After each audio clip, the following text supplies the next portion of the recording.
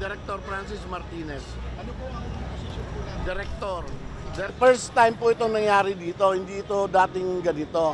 Ang karamihan po nito, pag ganito may mga bagyo, ang lahat ng basura nasa may US Embassy. First time po nangyari ito dito. Kaya nagtataka nga kami ni Mayor bakit biglang nagkaroon ng basura dito na talagang napakarami.